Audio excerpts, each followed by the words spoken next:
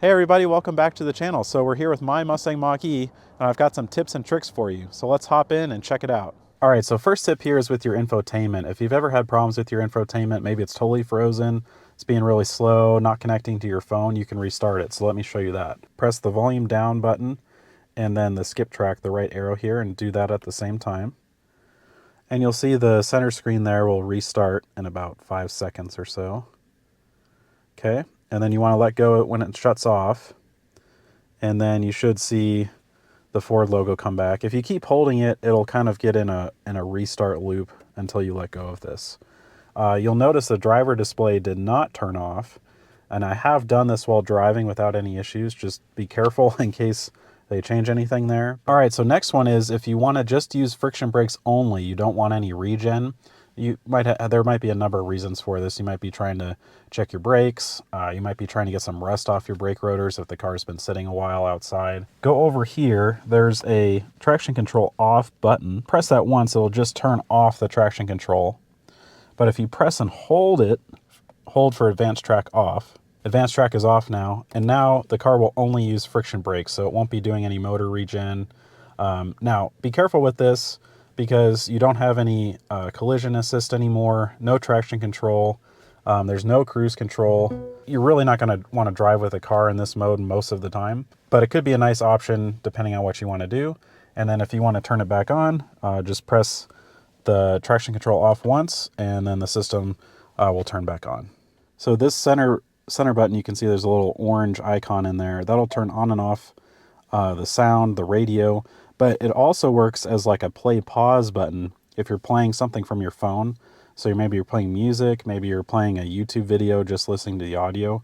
If you push this on and off, it will pause the video and pause your audio for you, which is super handy, especially if you've got kids.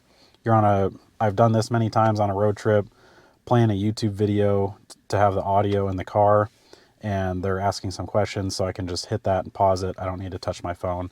So that's super handy.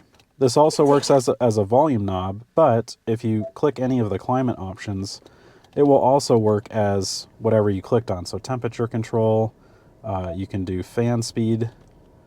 You can also do the heated seats and adjust those up and down. So nice multi-purpose knob here, and it will show you in the middle, what it's on there, which is kind of cool. And even the fan spins faster on the higher fan speed there. Also, speaking of the button, if you push this in and hold it, it will go to this calm screen. All right, next up, if you have a 21 through 24 Mach E, you have your gear selector down here, and the gear selector has an L option, a low option. So when you're in drive, there's an option to go into low, and you'll see it even shows up here on the instrument display if I'm toggling that. And so this is an electric car, so what's the deal with the low option? So the low will basically turn on maximum regen, just kind of like in a gas car. If you're going to go down a hill, you can go into a lower gear, higher engine RPM, it'll basically give you some engine braking. So this is basically doing the same thing, but for an EV. I believe on 2025, since they have the gear selector up here on the stock, I don't remember there being a low mode, so you might not have that if you have a 25 or newer. If you're on unbridle, that also gives you the max regen. I'm pretty sure the low is equivalent to that. So, you can kind of get that max regen in unbridle. But if you're in whisper or engage, going down a hill, that low button's kind of a nice button to have. Also on the infotainment, something that's really handy is there's a camera button right here, and you can quickly access that so that you can see your overhead camera and either in front of you or behind you, depending on which direction you're going. So this is a nice way to easily get to that.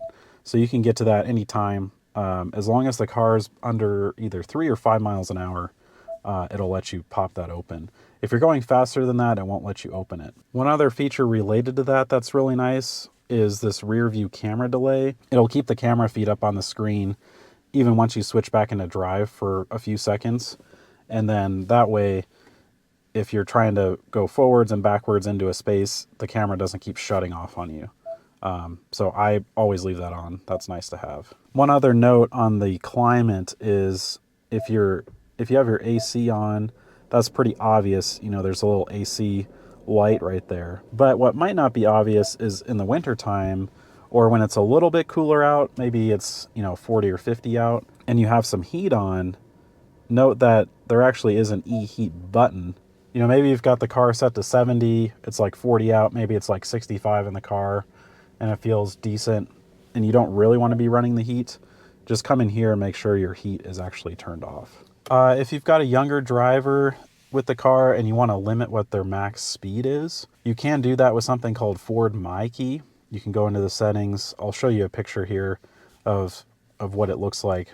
There's a few options you can pick. Unfortunately, you can't pick like drive mode or, reduce the acceleration a little bit. It just lets you do a maximum top speed. But if you're looking for that, it is in there in the MyKey. Also, if you want to set any sort of charging limits, you're going to want to open the charging app, and any kind of charging limit on the car, like, oh, I only want the car to charge to 80%, 90%, that's all done in this charging locations option.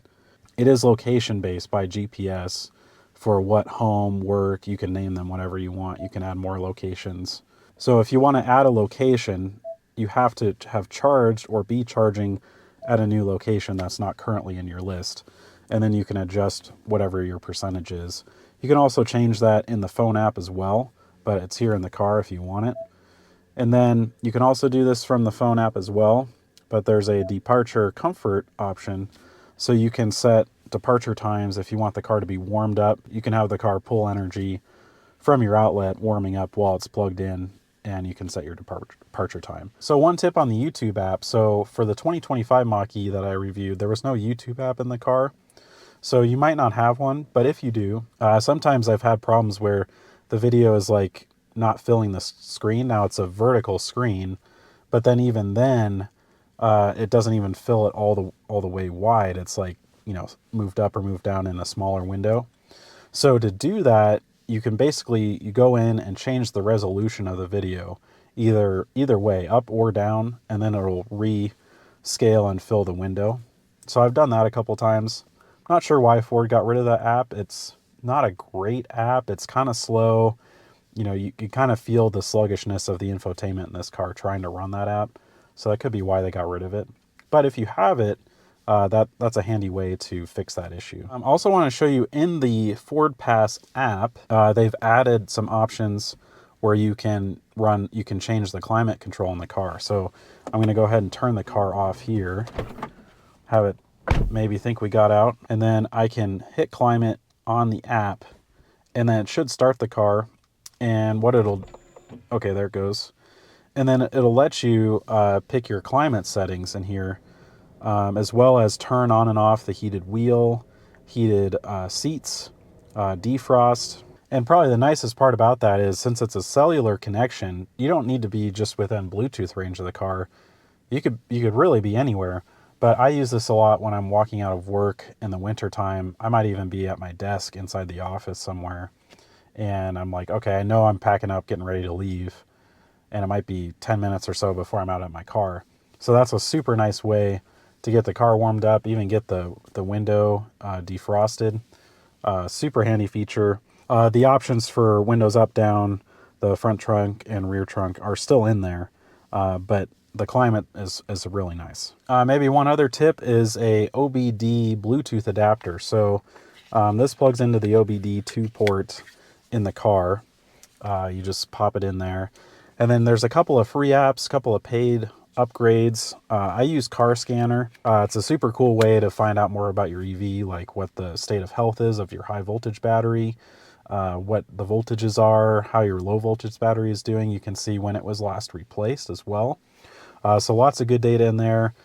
I even have the upgraded CarPlay option where I can see the data live up on my center screen, which is pretty cool.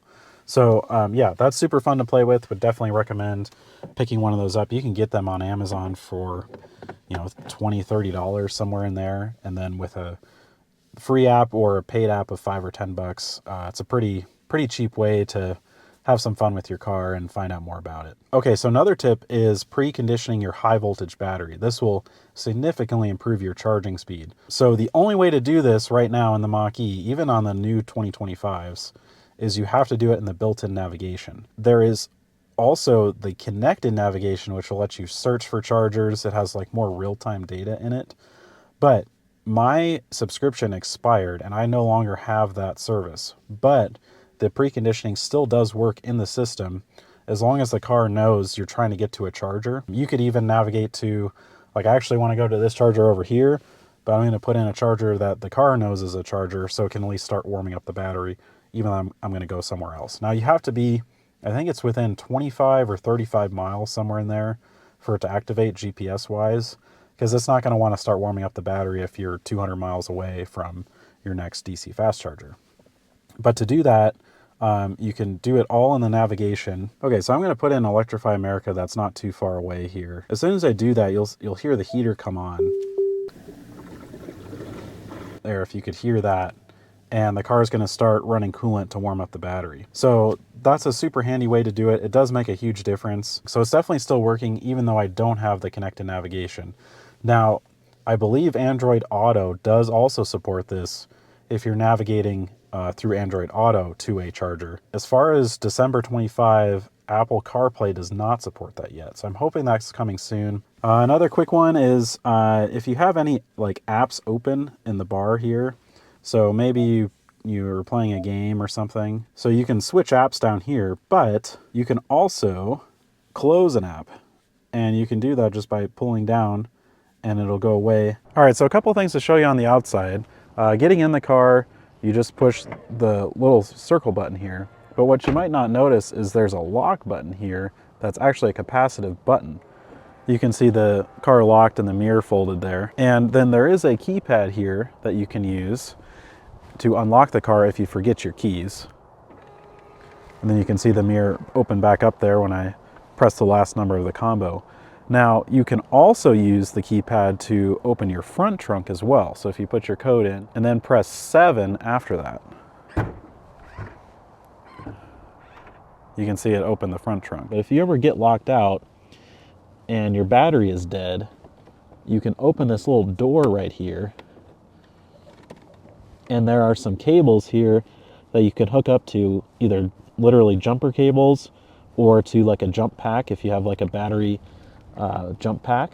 So once you put power to that, it'll electronically open the front trunk, and then you can open your front trunk and the 12-volt battery is under here. So you want to pull off these panels and then you'll be able to get to the 12-volt. If you jump the 12-volt, then you'll either be able to start the car or you'll at least be able to get into the car. Other tip here under the front trunk, there is a drain hole under here. Ford designed this that you could put ice in here, make this like a big cooler. I've also used it if I have like muddy stuff, like muddy boots or something from hiking or whatever. You might want to be careful not to get too many big chunks of mud through there. Also back here with the rear hatch, now for 2025, they got rid of this button. So you end up using this button to open and close the hatch. But you can also use this button on the 25. But you can program how high you want the hatch to open. So I have my hatch reduced slightly, because if I push this up, you can see I can get it to go up a little bit higher. So it's a pretty tall hatch when it's fully open. So you can program that so it doesn't hit, you know, the ceiling in your garage. That's my issue, is the overhead garage door would run into that if it's open all the way. So just be careful, whatever height you set it to. This part right here sticks down a little bit, and I've definitely hit my head on that a few times. All right, so one other helpful tip is with the key fob, you can make the windows go down. So press unlock once, press it a second time and hold it, and the windows will go down. Now, if you want to put them back up, you press and hold the lock button, and the windows will go up. Now, I've had the back windows do that a couple of times, but then once the front windows go up, then they're going up. Now, if you want to just kind of vent the windows a little bit, do the same thing, unlock, press and hold unlock, and then press the lock button whenever they get to where you want them to be, and they'll stop. Be careful pressing the lock button. If you press it twice, the car will honk. So you only need to press and hold it the one time, and the windows should go up. And if I press it a second time, you're gonna get that very loud honk. All right, well, that about does it for this video. If there's any tips I forgot or left out, Let me know in the comments below. I'm sure there's other stuff I don't even know about, so would love to hear about it. Thanks so much for watching. Subscribe if you want to see more content like this, and I'll see you in the next video. Bye.